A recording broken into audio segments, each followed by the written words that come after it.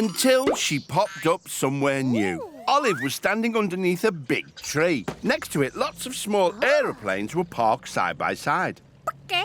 Look at all these aeroplanes. Cried a little voice. Olive looked up and saw a tiny baby bird falling down from the tree. It was trying to flap its wings and fly. She just managed to catch the baby bird. I'm Olive. Are you okay? I'm Barry. Squeaked the little bird. I was trying to fly, but I'm not very good at it. Well, you're only a baby. Where are your mum and dad? I don't know. I went for a nap, and when I woke up, they'd flown off with the rest of the flock along with all my brothers and sisters. Maybe you could help me fly and catch up with my family. I'm sorry. Ostriches can't fly. Oh, what am I going to do? Olive looked over at the planes and noticed one of them taking off into the sky. I'm sure no one will mind if we borrow a plane for a little while.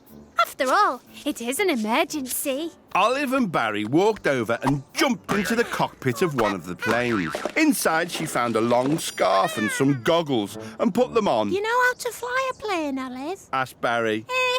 Not really. But how hard can it be? Olive saw a big red button in front of her. She pushed it and the engine roared into life. Olive steered the plane towards the runway. How do I take off? Maybe it's this big lever. Olive pulled back on the lever. The plane accelerated down the runway and they soared up into the sky. We're flying! I know! It did take Olive a bit of time to get the hang of flying the plane. Flying a plane is harder than I thought. This is the best fun ever! Eventually, Olive brought the plane under control and Barry spotted something above them. It was a flock of birds. Look, I can see my mum and dad. Barry waved up to his family. Barry, what are you doing in that plane? Land down there. We'll meet you on the ground. Just one tiny problem. I don't know how to land. What are we going to do? Olive looked up at the flock of birds and then at the long scarf around her neck. A scarf? Some birds? I think I may have an idea. Olive turned off the engine and the propeller stopped. She took off the scarf and held it so it trailed above the plane. Okay, I want everyone to grab hold of this scarf and keep flapping those wings. All the birds in the flock grabbed hold of the scarf with their feet. They kept flapping their wings and the plane stayed flying. It's working, Olive. The birds flew the plane back down, setting it gently on the ground, right next to the other planes where Olive and Barry had found it earlier. Phew! Oh, thanks, everyone. We didn't know we'd left you behind, said Barry's mum, giving him a cuddle. Yes, I was sure I'd counted all our chicks before we left, but I must have counted wrong. What a surprise. It was Olive who helped me. She's my hero. Thank you, Olive. That's okay. I had a flapping brilliant time. They all laughed, and as they did, Olive realised it was time to go. She popped up somewhere new. Olive was standing on a huge green lawn. She was wearing a little hat and a red, white and blue scarf. On the scarf was a little metal brooch. Olive looked up. There was a huge pointy tower in front of her. It looked just like her brooch. Oh, that's a very tall tower. It was a wonderful sunny day and lots of tourists were happily strolling around. But there was also a snail sitting all alone and looking rather sad. Excuse me, can you tell me what this beautiful tower is? It's so tall. The snail looked surprised. Don't you know? This is the famous Eiffel Tower. It's beautiful. I'm Olive. What's your name? I'm Michel Michisson. Nice to meet you, Michelle. Why do you look so sad? Well, I want to climb to the top of the Eiffel Tower to see the Hall of Paris. I have tried many times, but I am so slow that I will never make it before the sun sets. They say it is magnifique. It is my dream. Olive looked around and saw a clown who was giving out big balloons to the children passing by. The clown accidentally let go of one of the balloons and it floated off into the sky. Some big balloons that float up into the sky. I think I may have an idea. Excuse me. said Olive to the clown. I wondered if you could help me put a smile on someone's face. Of course, I am a clown. That's what we do. Can I borrow a balloon, please? The clown nodded. Olive took a big red balloon from the clown and tied it around Michelle. But nothing happened. What are you doing, Olive? Asked Michelle, confused. You'll see. Can I borrow another balloon, please? This time the clown passed a big blue balloon to Olive, who tied that to the snail too. Still, nothing happened. Oh, you're heavier than you look, Michelle. I think I'm going to need to borrow all those balloons, please. The clown gave Olive the rest of the balloons, and she tied them all over Michelle and quickly hopped onto his back as he started to lift off the ground. Oh, Olive, this is amazing. Okay, we're flying. They floated higher and higher, passing the first floor of the Eiffel Tower, then the second floor, and finally they were as high as the Eiffel Tower itself. Michelle was thrilled. Oh, thank you, Olive. Finally, I get to see Paris from above. There is Notre Dame, Sacré-Cœur, and the Arc de Triomphe. Everything is so amazing. Okay, what a view. However, after a while, Olive realised she hadn't thought about how they would get back down. We can't float about here all day. No. Besides, I really could do with some lunch, you know. Maybe a salad. It was then she remembered the Eiffel Tower brooch attached to her scarf. Oh, I know what to do. She took the brooch off the scarf, opened it, and popped one of the balloons with the pin. Then another, then another. They started to drift slowly back down to the ground. People watching clapped and cheered as Olive and Michelle gently landed. Thank you, Olive. You made me smile again and made my dream come true to see Paris from above. It was a marvelous adventure. Yes, it was. I'm glad I managed to cheer you up. They both laughed, and as they did, Olive realised it was time to go, until she popped up somewhere new. Olive was outside in the rain, right in the middle of a large muddy field. She was wearing a maroon-coloured shirt and was holding an umbrella to keep her dry. Oh, Bagek, I'm wearing a sports kit. There was a goal at each end of the muddy field, and behind one of the goals there was a large tree laden with apples. Hey, number 7. Shouted a tall pig with a clipboard. Hello, I'm Olive. I'm Sean Curlytail. I coach the Richmond Hockey Hogs. He said, pointing towards a group of pigs all wearing the same maroon kit as Olive. And you must be our missing team member. Oh, how exciting. Problem is, you're not the only thing missing. Today, I forgot to bring the hockey sticks and hockey balls. We can't play hockey without them. Olive looked at the big apple tree. Some apples? My umbrella? I think I may have an idea. Olive organised the team into a large pyramid with hair at the very top. Olive hooked her umbrella around a branch that had lots of apples hanging down from it. She shook the branch and all the apples fell off it and tumbled to the ground. Oh, this is all well and good, and apples are very tasty. But how does this help us play hockey? Well, a hockey ball is small and round like an apple. And a hockey stick is a long, straight stick with a curve on the bottom, a bit like this umbrella. Oh, brilliant idea, Olive. But to play a game of hockey, we all need a stick. Excuse me. Piped up a small pig. I'm Sophie Swine, the captain of the Hogs. Why don't we have a penalty shootout? We only need one stick for that. Great idea! Said Sean, and he quickly organised the competition. Each pig would get one shot on goal, using an apple as the ball and Olive's umbrella as the hockey stick. Sophie Swine volunteered to play in goal. Everyone took turns to shoot. Some shot too high, some shot too low.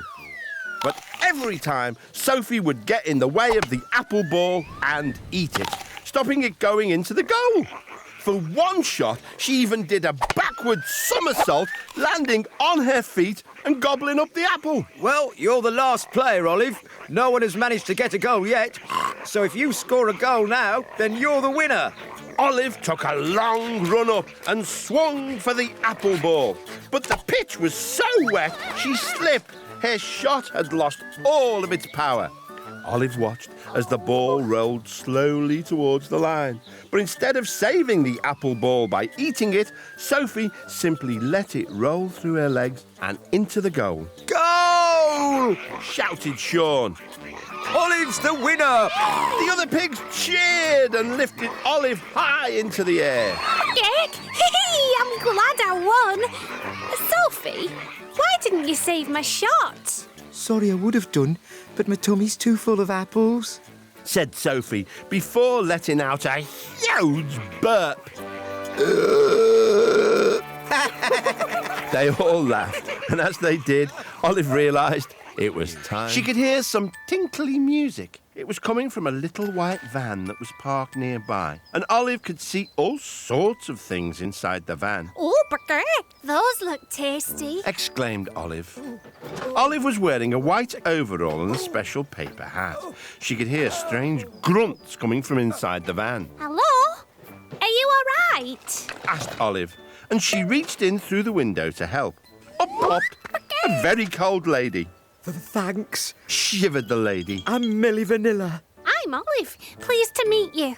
Oh, you're cold. You need to warm up. Oh no, if I do that, my ice cream will melt, and I need it for a birthday party. Ice cream? Yes, it's a very tasty treat, and I don't want to boast, but my ice cream is the very best. She reached into the freezer and scooped some ice cream into a cornet for Olive to taste. I add a secret ingredient. Whispered Millie, and she stuck a stick of chocolate on top. Olive licked the ice cream.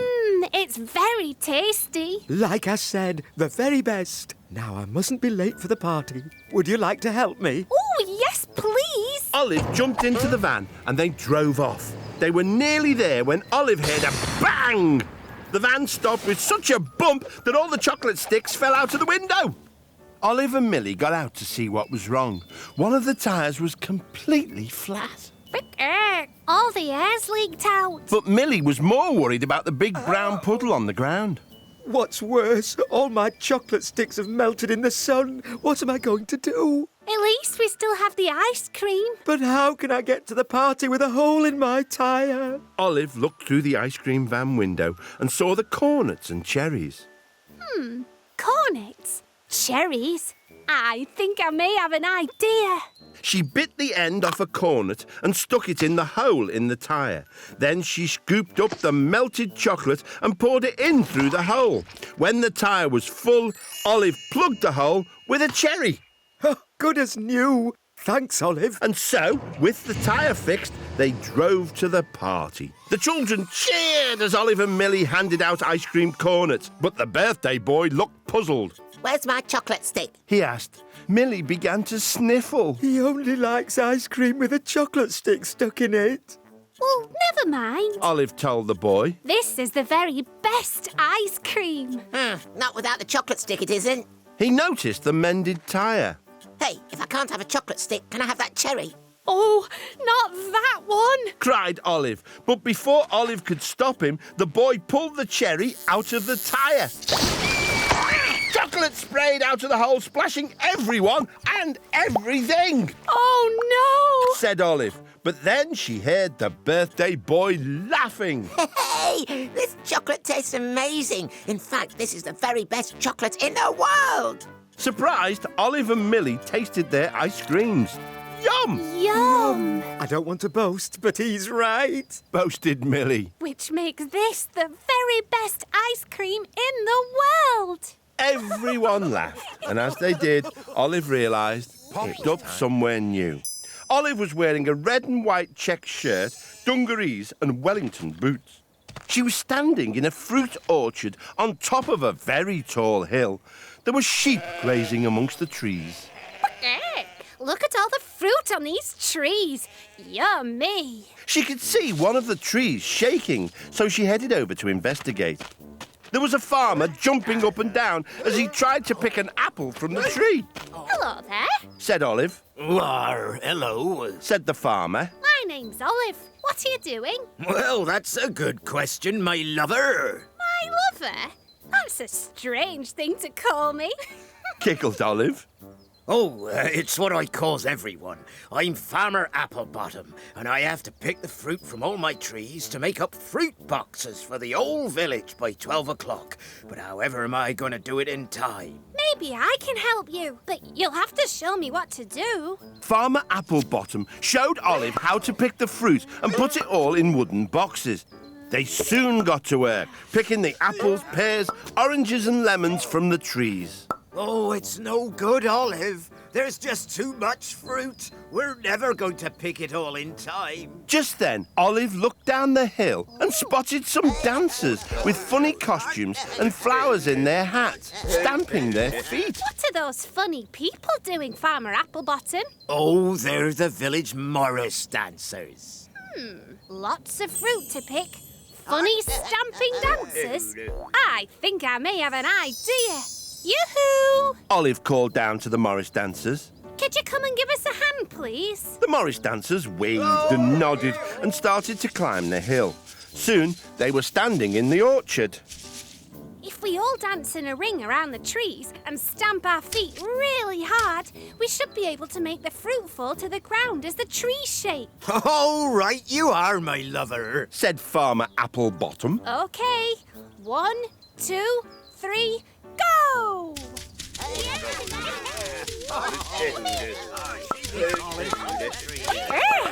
think it's working. As the last piece of fruit fell, the Morris dancers left to practice back in the village. I know! Just after they went, all the fruit began to roll down the hill towards the village. Oh no, Olive, all the fruit is rolling away. What are we going to do now? Olive heard a sheep bleating.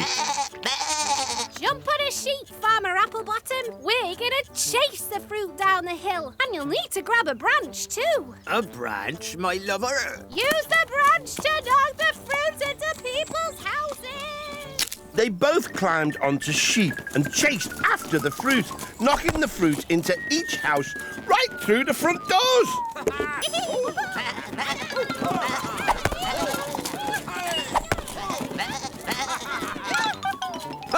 We did it, my lover.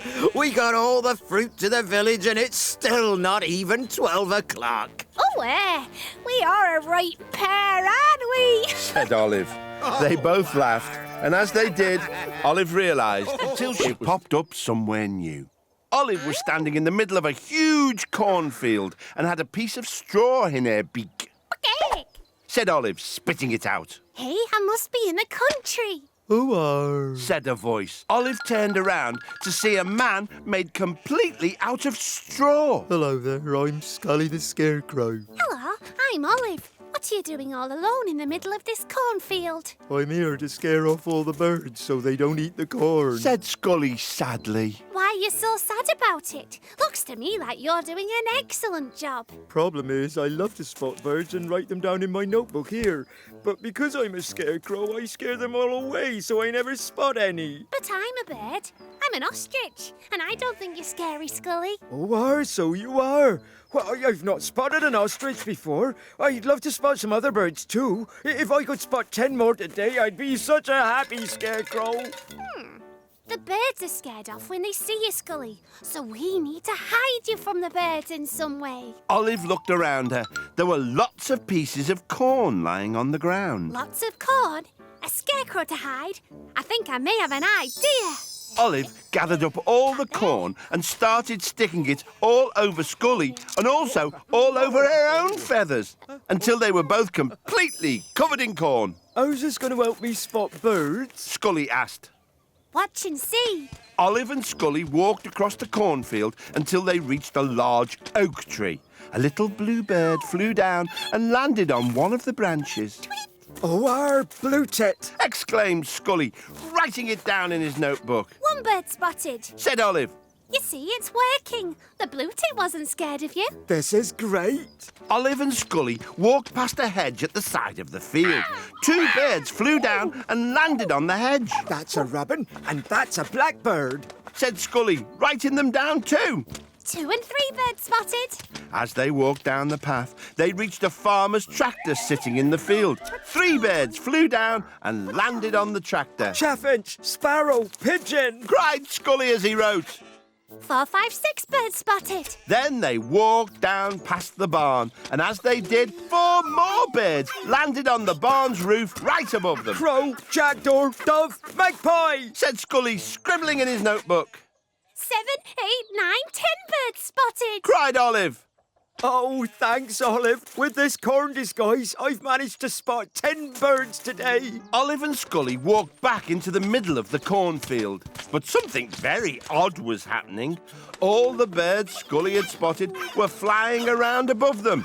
Then they all landed on Olive and Scully and began to eat the corn. No, they're eating our disguises. Soon the hungry birds had eaten away all the corn, I suppose you're going to get scared and fly away now. but the birds didn't move.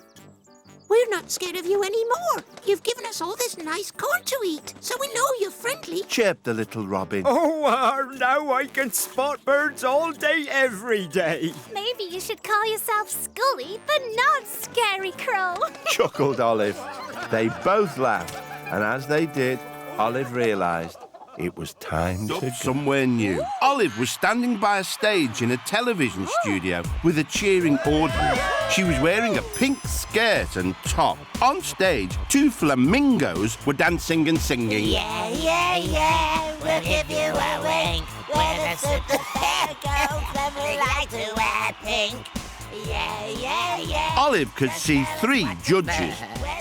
One of them was a big bull wearing a dark suit. His name was Mooman Cowbell. Super Feathers, that was a terrible performance. Absolutely awful.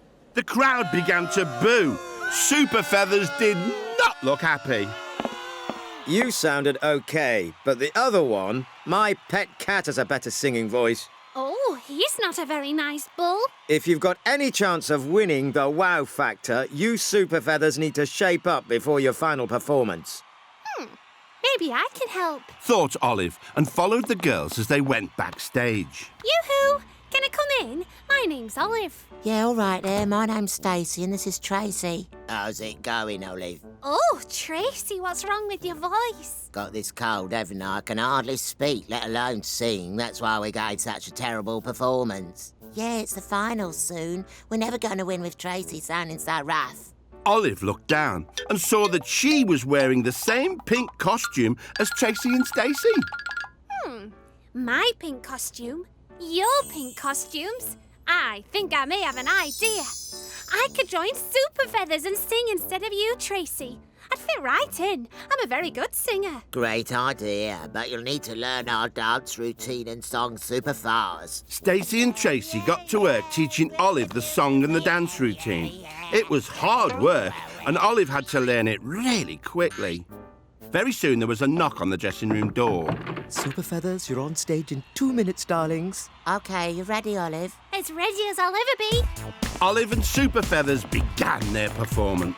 Yeah, yeah, yeah, we'll give you a wink. We're the Super Feather Girls and we like to wear pink. At first it was going really well. Olive sang with Stacey and Tracy mimed along to the words. But as Olive danced, she got so carried away singing the song that she went in the wrong direction and she danced right off the front of the stage. Olive went flying and landed sitting in Mooman Cowbell's lap. He looked completely shocked. But Olive carried on and managed to finish the song. Yeah, yeah, yeah, we'll give you a wink. We're the Super Feather Girls and we like to wear pink. That was an utterly, completely, totally amazing performance. No one's had the courage to jump in my lap before. Super Feathers, you are this year's Wow Factor winners. Thanks, Olive, you really saved the day. Yeah, we're all going to be super famous. Oh, I don't know if I'm cut out for fame, but I think you girls are going to be Super Feathers superstars. They all laughed, and as they did, Olive realised it was time. So she popped up somewhere new. A group of people were running round a ring. Each of them had a dog trotting at their side. Suddenly, a voice from a loudspeaker boomed. Welcome to Mott's Dog Show. Oh, I love a good dog show. Exclaimed Olive. Just then, she heard a sad voice. Oh dear, what have I done? The sad voice belonged to a little old lady who was holding a small carrying case. I'm Olive. Is there something wrong? Oh, hello, dear. I'm Mrs. Moggins, but I should be called Mrs. Sillikins because I've come to the wrong show, and my little Buffy here won't be able to take part. Why ever not? Because Buffy is a cat. Mrs. Moggins whipped open the door to the animal carrier and a small whiskery creature peered at Olive. A cat? Oh, that could be a problem. She's so disappointed not to be in the show. Look how droopy her whiskers are. Why don't I get a nice cup of tea to cheer you up? Oh, yes, I'd love a cup of tea. Olive got 2 cups of tea and a plate of mini sticky bicky bites, which were very sticky indeed. Yay! These mini sticky bicky bites are sticky to my feathers. Giggled Olive. If only Buffy could be in the show. Mrs. Moggins sighed. Olive looked at the biscuits. A cat. Some mini sticky bicky bites. I think I may have an idea. Mrs. Moggins, let's make a dog disguise for Buffy using these sticky bickies. With Mrs. Moggins' help, Olive laid all the biscuits out on the ground and encouraged Buffy to roll over them. They all stuck to Buffy's fur. Now Buffy is a new type of dog. A mini sticky bicky. All she has to do is woof and her disguise will be perfect. Olive showed Buffy what to do, Woof. and Buffy copied her. I think you should take her into the ring, Olive. After all, the disguise was your idea. Things went well at first. Buffy trotted along nicely, she rolled over, and even gave the judge her paw. Let's have a huge round of applause for Olive the Ostrich and Buffy. Said the judge. But just then, one of the dogs started to follow Buffy around the ring. Soon, all the other dogs were following her too. Yay! Cried Olive. I think they've got a whiff of the biscuits. The dogs chased Buffy, and Buffy chased the dogs. And the mini sticky bicky bites started to drop off. The dogs went crazy, woofing and munching the bickies up. Everyone could see Buffy without her disguise. Look, Cried the judge. it's a cat. Everyone gasped. Said Buffy. It's no use, Buffy. We've been found out. Then suddenly the air was filled with booming laughter. It was the judge. Oh, that's the funniest thing I've ever seen. The judge thought it was so funny, he awarded Buffy a special rosette for Best Cat in a Dog Costume. Buffy was so happy, she purred. Thank you for all your help, Olive. Buffy is the happiest cat in the show. She's the only cat in the show. They both laughed. And as they did, Olive realised it was time to go. Typical Olive, daydreaming again. Said her mum. Good. Actually, I disguised a cat as a dog and won a rosette. Your head's been in the sand too long, dear. Said Olive's dad. Her little brother laughed. But Olive wasn't listening. She was already dreaming of her next big adventure.